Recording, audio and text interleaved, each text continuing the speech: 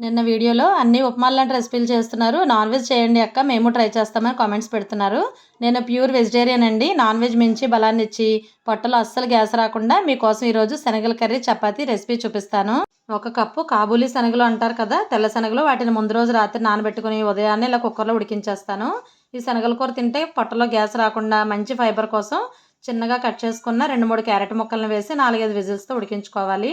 ఈ కర్రీతో పాటు చపాతీ కోసం అచ్చంగా గోధుమ పిండి చపాతీలు అయితే అందులో ఉండే గ్లూటెన్ వల్ల చాలామందికి వేడి చేసి అరగదు కదా, అందుకే నేను గోధుమలతో పాటు జొన్నలు మిల్లెట్స్ కలిపిన మల్టీగ్రెయిన్ ఆటాతో చపాతీలు చేస్తాను. అందులో కూడా కొద్దిగా సాల్ట్ వేసి ఈ సీజన్లో మంచిగా దొరికే ఒక 2 కట్టల పాలకూర, మెంతికూర లాంటి ఆకుకూరల్ని సన్నగా తరిగి పిండిలో వేసి కొద్దిగా వేడి నీళ్ళు పోసి చపాతీ పిండిని కలిపేస్తాను. ఇలా ఆకుకూర వేయడం వల్ల మనకి వింటర్లో మన బోన్స్కి కావాల్సిన కాల్షియం, ఒంట్లో రక్తాన్ని పెంచాలి, ఐరన్ పుష్కలంగా అందుతాయి. ఇలా కలిపిన పిండిని 1 గంట సేపు నానబెడితే చపాతీలు సాఫ్ట్గా వస్తాయి.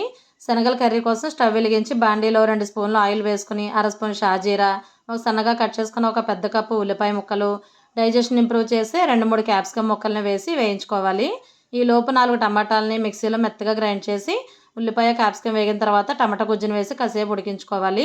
ఉడికిన శనగలు, క్యారెట్ మిశ్రమాన్ని పొటాటో మ్యాషర్తో మ్యాష్ చేసి బాండీలో వేసి కూరకు సరిపడా సాల్ట్, కారం, కొద్దిగా పసుపు, పొట్టకి ఎంతో హాయినిచ్చే ఇంట్లో చేసుకునే మైల్డ్ మసాలా పౌడర్లు వేసి అవసరమైతే కొద్దిగా నీళ్లు పోసుకుని బాగా కలిపి చక్కగా ఉడికిన తర్వాత చివరాఖరిన గుప్పెడంత కొత్తిమీర కూడా వేస్తే కూర రుచితో పాటు మంచిగా గుమగుమలాడుతూ చాలా బాగుంటుంది.